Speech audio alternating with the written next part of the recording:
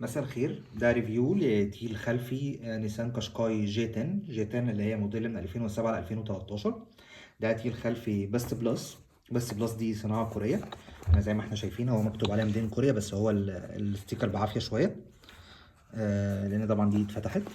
ده الاوريجينال هاي كواليتي بارتس بيست بلس، بيبقى مكتوب البارت نمبر ميدين كوريا، بس طبعا عشان الستيكر مخبي عليها. طبعا هنا الشكل بتاعها، والمستورد المنشأ صنع في كوريا، والمستورد خلفاء علي العسال، دول المستورد الرسمي بتوع شركة بيست بلس.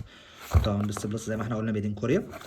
تمام. لو عملنا انبوكسنج للتيل بنلاقي من جوه هنعمل كده بس عشان يبان. بتلاقي من جوه زي مانيوال او الانستراكشنز، تبقى ورقة.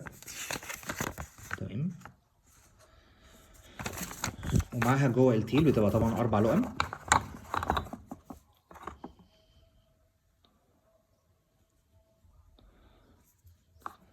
ميدين كوريا، وبس بلس بيبقى مكتوب عليه بالبورت نمبر بكل حاجة. طبعا بيبقوا 4 لقم للعجلتين اللي ورا.